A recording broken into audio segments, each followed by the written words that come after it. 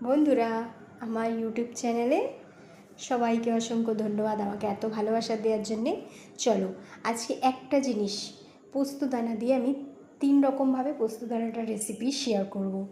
প্রথমে তো দেখো কিছুটা তেল দিয়ে কড়াইতে আলুগুলো ভেজে নিয়েছি বেশ লাল লাল করে, একটু লবণ আর হলুদ অ্যাড করেছিলাম। আবারও কিছুটা তেল দিয়ে দিয়েছি, এবারে কিছুটা পেঁয়াজ কুচি আর 2টো কাঁচা লঙ্কা ভেজে নেবো একটু ভালো করে। দেখো প্রায় ভাজা ভাজা হয়ে এসছে। এবারে রসুন একটুখানি মানে 4-5 কোয়া রসুন বেটে রেখেছিলাম, সেটাও ভেজে নেব।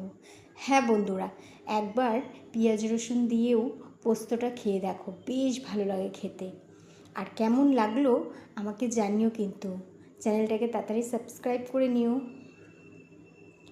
দেখো বেশ রসুনটা ভাজা ভাজা হয়ে এসছে, এবার পোস্তটা বেটে রেখেছি সেটা অ্যাড করে দেবো।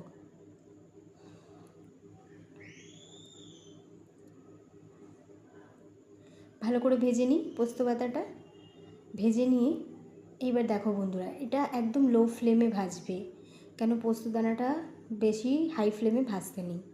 দেখো এইভাবে একবার গরম ভাত দিয়ে খেয়ে দেখো, অসাধারণ লাগে খেতে।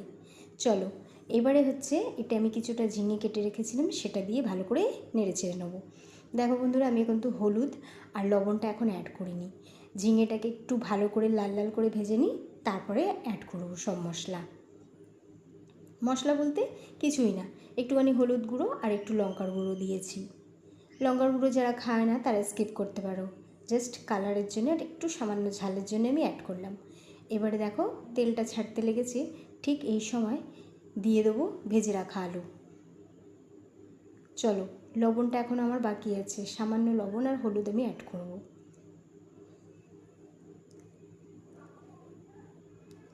দেখো বন্ধুরা, প্রায় ভাজা ভাজা হয়ে এসছে।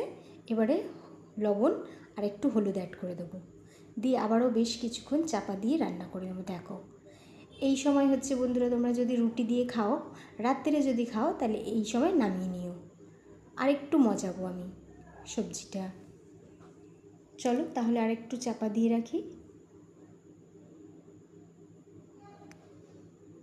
দেখো তারপরে পোস্তটা বেটেছিলাম, সেই শিল দেওয়া জলটা সেটা অ্যাড করে দিয়েছি। হয়ে গেল 3 ধরনের পদ্ধতি। কেমন হয়েছে সবজিটা জানিও সবাইকে টাটা।